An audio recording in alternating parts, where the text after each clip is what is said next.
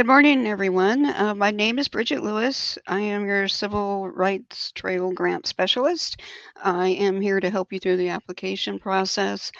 This is a brief presentation, but I am always available by phone or email if you have specific questions regarding your grant. So let's get started.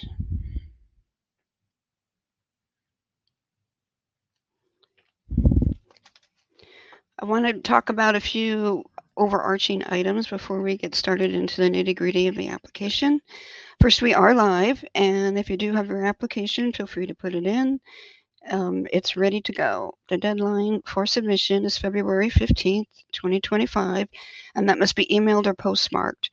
We will accept regular mail and upload by email for this grant. I have included the links below. One is for the basic grant information, uh, for the whole of the Historical Society, and the second one is for this grant specifically. You can always copy and paste those into your browser.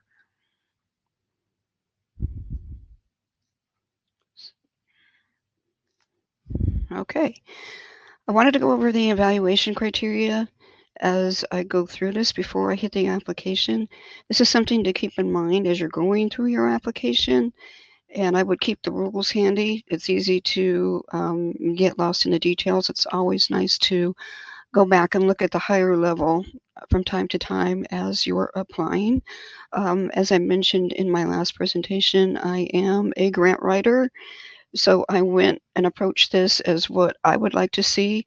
All grant writers do not necessarily follow the same methodology, but I'm going to give you an insight into mine and what has been successful to me. On the evaluation criteria, each criteria will be scored between a 1 and a 5, and it'll be weighted factors for each criteria, and they vary between 5, 3, and -2. These are all on your rules in page 4. Page 4 is a important part of the rules. It has the ineligible projects, the eligibility criteria, and a lot of useful information.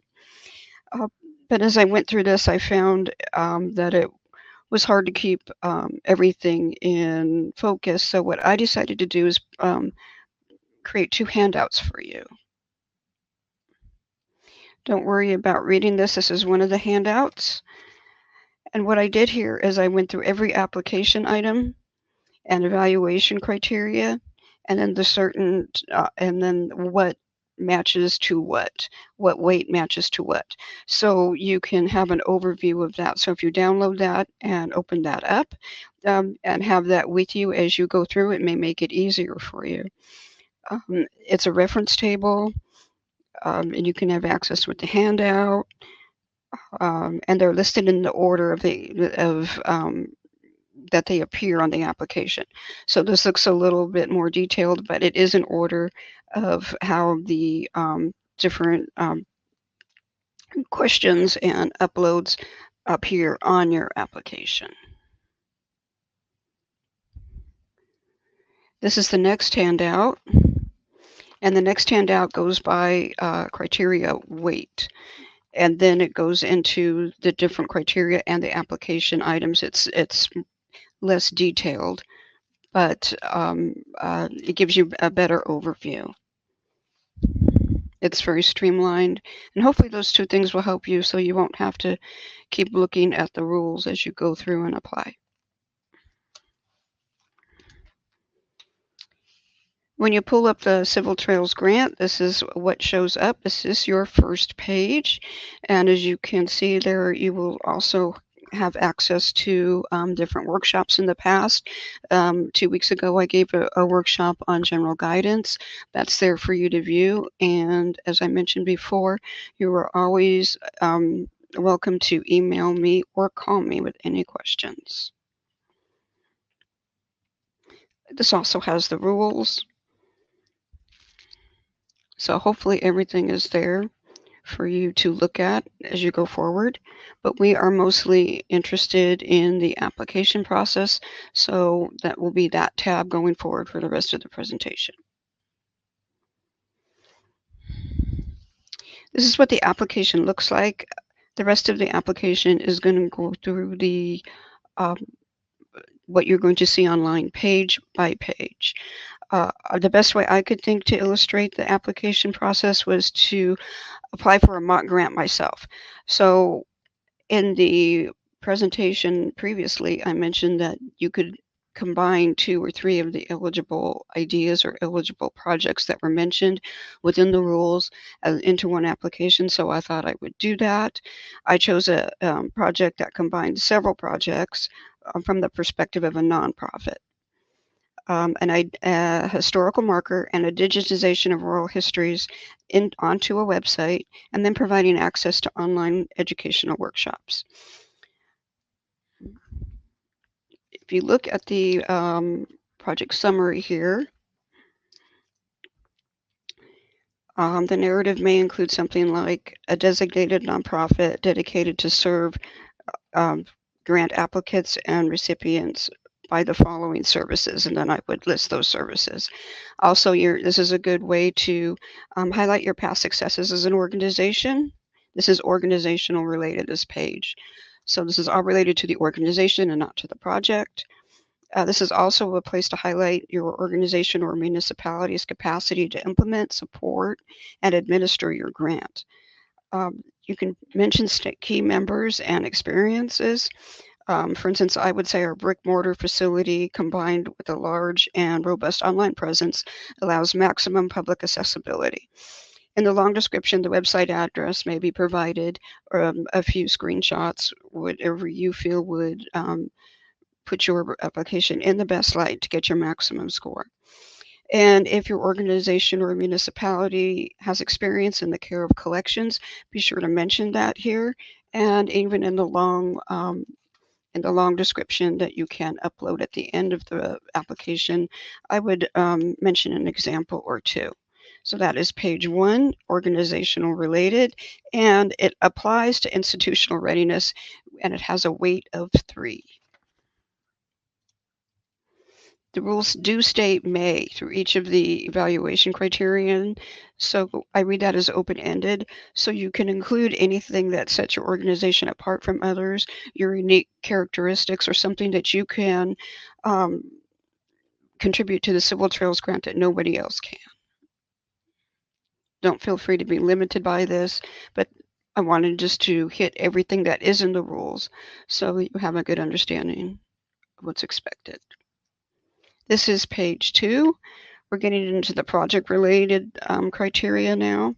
And I wanted to spend some time on this page because of the weights given to the project. If you look at the project summary, the project interfaces with both the project potential and the implementation of the project. The project potential is at a weight of 5, and the interface is at a weight of 3. And the potential educational impact also has a weight of 5. So this is a very heavily weighted page. I would pay close attention to these items going forward. The first is the grant funding. You have to, it's acknowledgement that you understand that this is a reimbursable grant, and then your different funding situations are listed here, and you select one that best describes your situation. And the project summary, and then of course the project cost and the project as a whole. And what you're requesting and what your cost of your project is as a whole. This may be part of a larger project, and that's fine. This just helps delineate the two. For your project summary, it needs to be clear, concise, and comprehensive. And this also includes the how you're going to do it. There are several items within the criteria that have their own application item, but it wouldn't hurt to mention them here briefly so that you can get a really nice, concise, full, robust application. You want to mention your methodology of how they were developed, how they contribute to the success of the project, and that you can complete that project within 12 months. As a reminder, the 12 months begins at contract initiation, not at contract signing. Interfacing items that you might want to upload, it could be include the budget with vendor quotes or market-based research. You might want to also include your vendor quotes and have your vendor quotes encompass your lead time as well, so that the reviewers know that you've done your research, to know that you can get the needed items on time to finish your project for your grant within that 12 months. This is a higher level, but still a comprehensive explanation for pertinent items is important. Make sure it's cohesive, make sure it's clear, so as they go through the application, they'll remember that this was talked about. It's basically a good way to get everything organized and visible for your reviewers. For mine, if I was going to put something into the project summary for my particular mock grant, it would be a chance to include how the oral history of my storytellers can add to the project, mention them by name and experience as part of that key staff and volunteer portion, and then hit more detail about their lives within the key staff portion that's coming up. Also, I would include research into digitization cost, installations, etc. I would try to tie all the facets of the project together and how each portion contributes to and enhances the total project, accumulates into a unique contribution to the civil rights trail that nobody else can give. Also, that it would preserve that history for future generations, and also with the online portion, be able to have that history available to anyone that wanted to learn, including, excuse me, other civil rights trails throughout the nation. On the potential educational impact, again, this is weighted at 5. You may include historic context, time periods, certain exhibits that you have. You might want to upload documents or anything that supports the story that that you have. For me, it would be any documents that help substantiate what our storytellers are conveying, and I would try to I basically make it as wide of a berth as possible. When I write a grant, what I do is I put in everything that I can at first, just as a brainstorming exercise, and try to tie everything together and make sure it's all going to flow. And then I streamline and cut things out. That's the way I like to work. I find that makes a more cohesive application, but you do what's best for you. Like I said before, many grant writers approach things different ways. That's the way I approach it. It may look a little bit haphazard at first as you're going through it, but have faith that it will work out, because as you move through it, one facet will tie to the other, and you'll be able to put together a nice, complete application going forward. But so basically, I throw everything in the kitchen sink and then organize it and pick stuff out that ends up not necessarily pulling to the whole project. Again, in the educational impact, I chose the online component to address the geographical balance. That's part of the evaluation criteria further down in the review process, because that will allow me to have as great a public access as I possibly can. Anybody can use it to research, to do papers. There can be educational workshops, maybe even outreach projects, things of that nature, so that you can highlight the possible expansion of the offerings to all Oklahoma schools and beyond to other civil rights trails. Basically, to cast as wide of a net as I can, so that it's not limited to just where I am at geographically.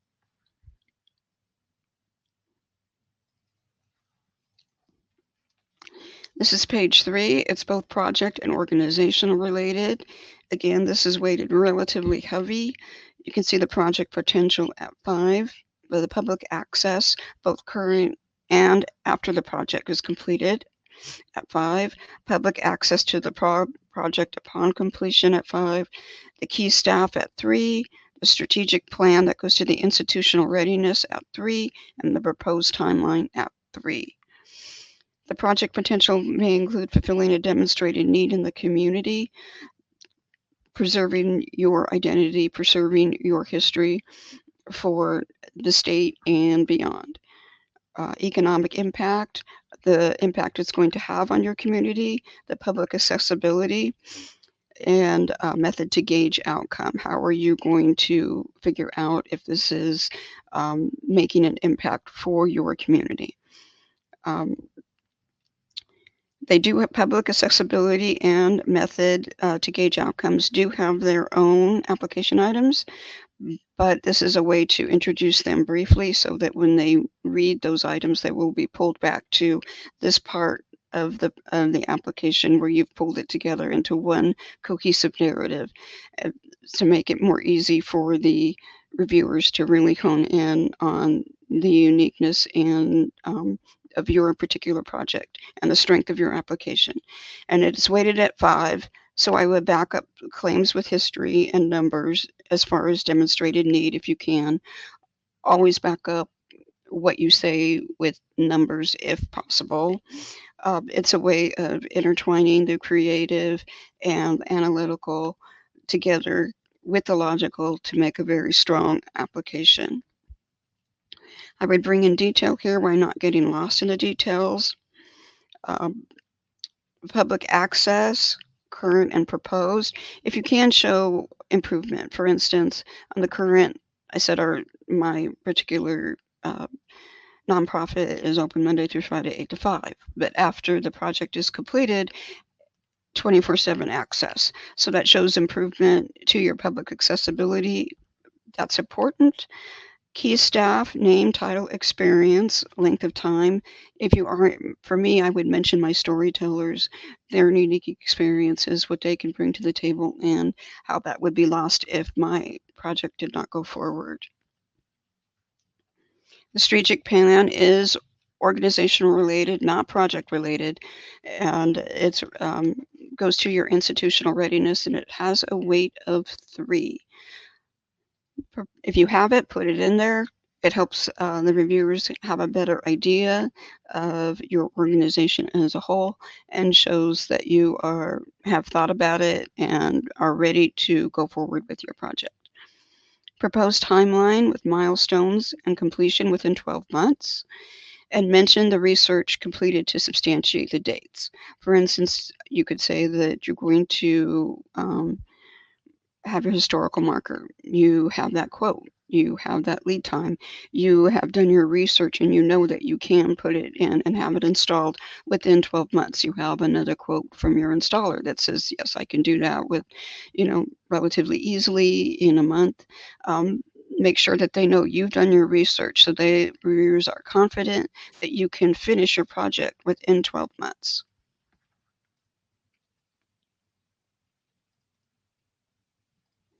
Page 4. This is also project related, and here's some of the nuts and bolts of the numbers with your budget. That's what goes to the implementation of your project criteria, a weight of 3. Project sustainability plan, that goes to project sustainability, and it's a weight of 3, and method of gauging impact, project criteria, and that goes to the implementation of your project, and that also has a weight of 3. So let's hit one at a time. The proposed budget is a high-level budget. You have a place further on in the application to upload an itemized budget. And so this is a very high-level budget. It should add for you as you go. Make sure you grab everything it's going to take to finish your project. So you don't have to add anything afterwards, but just in case that you do have to make an edit somehow to your presentation, that's fine. You can edit it up till February 15th and send me your new version of it. Then the itemized budget can be uploaded to break down the categories. For instance, in the materials, you would mention the marker, what you need to get the online, any equipment that you need to get the online up and going to develop your website, whatever you need to do. Those would be a chance to get into the more nitty gritty on the itemized budget. This is basically just saying, this is what it's going to cost to do it. This is what I'm applying for, and I can finish it. The project sustainability may include plans for maintenance, regular upkeep, and continued project access. Watch out for, in this page, especially for indirect costs and ineligible costs. Ineligible costs are things like rent or mortgage payments, utilities, insurance. They're all listed in the rules. Ineligible projects also mean any project that has federal tax credit or a state tax credit or something that is getting federal funding as an historical site. Be sure to look at those as you're going through so that you don't disqualify yourself. And methods of gauging project criteria, the measurements of outcomes. For my particular project, I chose page views, outreach presentations scheduled, outreach events scheduled, visit counts, local business traffic, different outreach events that I completed, how many people came to the events. Just keep your mind open for that and try to grab as much as you can to be able to easily um, gauge how your project is doing and what impact it's had on both the community and the civil trails and the civil rights trail as a whole.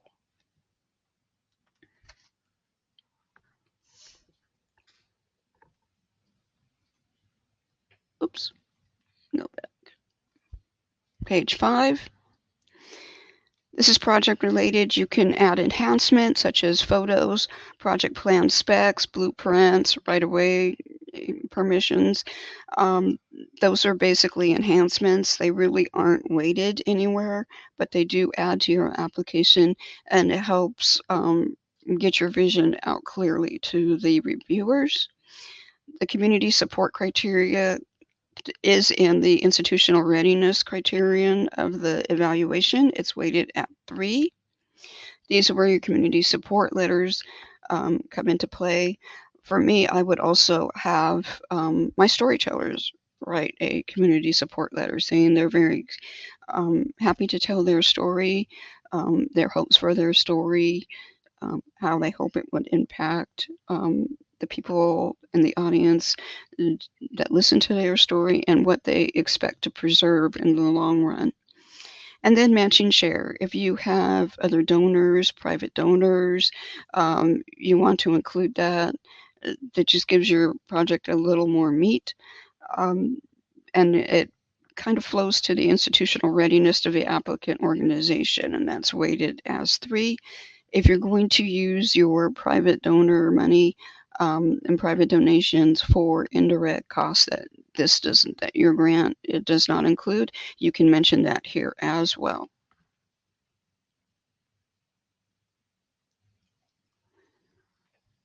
Page 6 is your signature page, and you could either print this out, scan it back to me, or there's a little link up here in the little red link.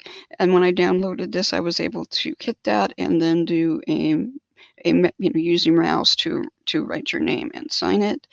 Anything here in blue you can modify, add to. It's pretty self-explanatory.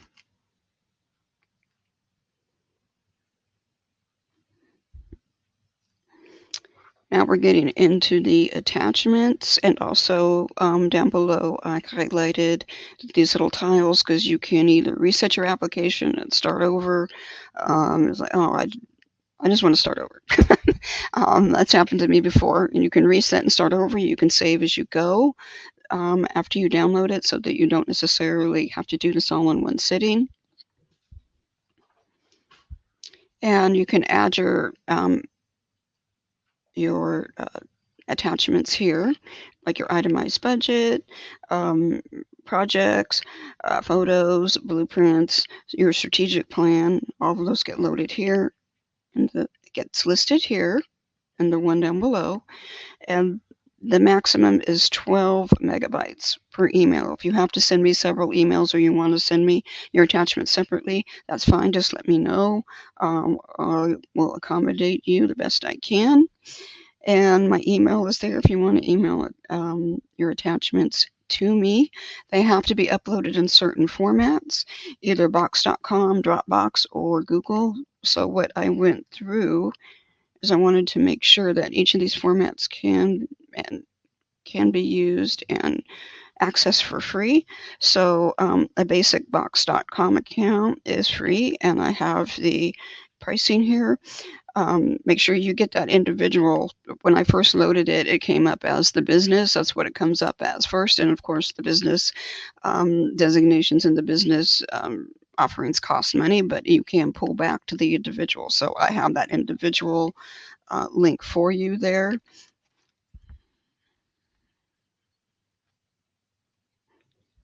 Same with Dropbox. Dropbox is also free, and it's the basic account that you're looking for. And I have your link there as well. So both of those are free, and you also have the the possibility of just emailing me or sending in your application with your attachments.